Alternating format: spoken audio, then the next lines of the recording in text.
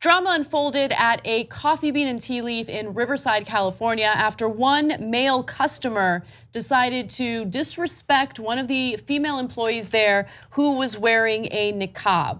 Now, the video that we're about to show you is very difficult to watch, especially when it comes to certain individuals who aggressively attack innocent women who are doing nothing but their jobs. But nonetheless, it's important to see it because there is a silver lining at the very end. Take a look. You said, is this Halloween or something? Why did you say that? Why would I? Why wouldn't I? Why would you say that? Because I want to. Why? What's wrong with me? I don't know. Well, you tell me what's wrong with you. Do you know I'm a Muslim? Yeah, I do. What's your problem with that? I don't like it. How's that? Why? I don't like that because I don't like your religion and says to kill me and I don't want to be killed by you. How's that? Are you scared of me? So that's the first part of the video, and he starts it off by asking her if it's Halloween because she's wearing a niqab. And he's in her face, it's incredibly threatening, by the way. If you're a young woman working at a coffee shop and you have someone in your face like that, it is not a fun situation. You're not feeling safe. But I do commend her for standing up for herself, and others will as well in just a minute. Yeah, so she's a customer there. She's in line, and to get accosted like that is weird, right? I mean, like you hear about it in the news, but when you see that happen in real life, it's got to be deeply unsettling. And then the people working there are also unsettled, and so are some of the other customers. So that brings us to the other part of the video. Right, so we'll get to that in a second. And you're right, Cenk, she was a customer, but one of the employees there stood up for her, which you're about to see. Take a look. If you're a Christian, let's talk about your Bible. Do you know that your Bible, in your Bible, Jesus says to bring the people who don't believe, I don't have to kill them. I don't have any kind of a conversation with idiots.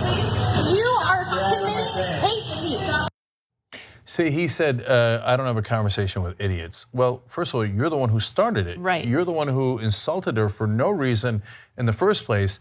And you're the one who said, I know about Islam, you're going to kill me.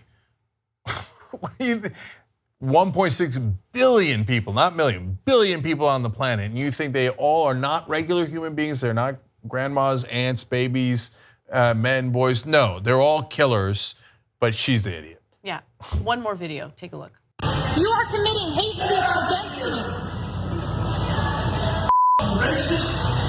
You shut up.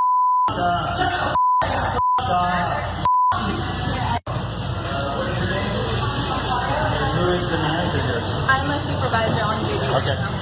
Anya Alfaro? Why are you not serving him? Because he's disrupting a public place and being very racist.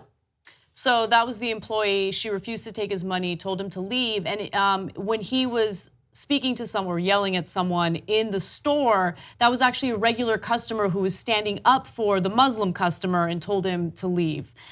He spoke to the press later, and I'll give you his quote. But I love the fact that people got involved and helped defend that woman and get him out of that store. So some folks might not be happy with what I'm going to say next, but so I'm agnostic and I don't believe in religion, and I see that niqab and I think, look, we all get programmed, and we get programmed into certain things, and we get ourselves to believe that it is the right thing to do and that we are doing it of our own volition. If my daughter winds up in a niqab like that, man, from my perspective, that would greatly bother me, okay? But am I gonna go to a random innocent woman who's wearing a niqab and accost her? Are you crazy? No, if I don't want my daughter wearing it, then I should talk to my daughter, right?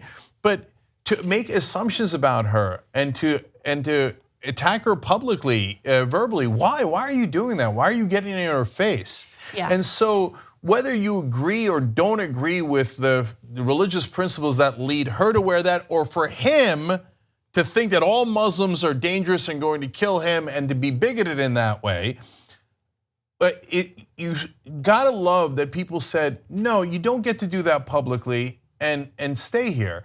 And I love that they stood up and said, you're the one who started this and we're not gonna have it. Yeah, I feel like, especially over the last few years, similar stories have come up and you don't see people standing up for their fellow Americans, and it's disheartening because I think that we have an obligation to protect those who are disenfranchised in situations like that, who are being attacked like that. And again, he was the one who provoked it. He was the one who began it with, or started it with, the Halloween costume comment. But I do want to just quickly, and we've gone over this before, but for those of you who haven't seen this conversation before, I want to quickly respond to the whole niqab thing. Look, I get it. I also don't like the headdresses. I don't like the niqab. I'm going to be honest, it makes me uncomfortable, right? But it doesn't make me uncomfortable because I see it as a threat. It makes me uncomfortable because my way of expressing myself is very different, right? But at the same time, I also don't like the idea that people have been brainwashed into wearing it. And I had a similar experience where an extremely progressive male, that's the way that he described himself, kept arguing that I've been brainwashed because I wear heels. And he's like, you've been brainwashed by the patriarchy to wear heels. I'm like, no, I wear heels because I like heels. I love heels. I wear them every day, almost every day.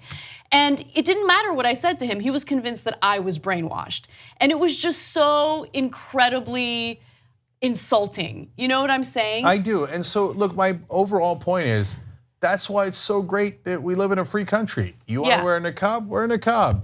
If you want to believe in your version of Christianity, believe in your version of Christianity. Just keep it to yourself.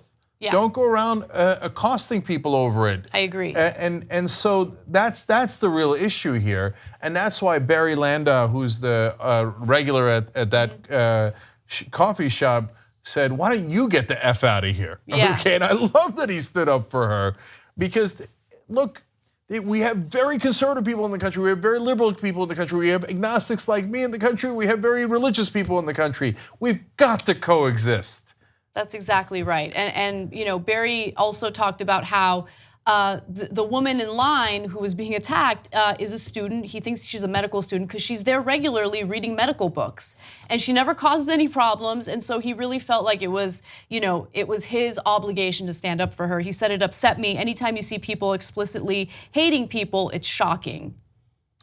Yeah, and so many places have gotten into trouble now for being discriminatory, whether purposely or accidentally or unconsciously, I should say, subconsciously.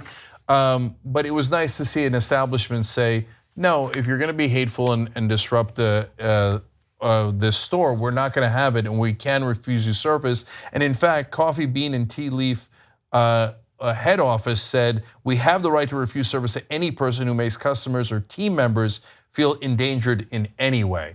And there was a danger there. It wasn't from the Muslim woman. It was from the guy who started that fight needlessly. 2 easy ways to follow the Young Turks. One is hit the subscribe button down below. Then you're a TYT subscriber. And second is ring the bell. And when you do that on YouTube, you're notified of our videos.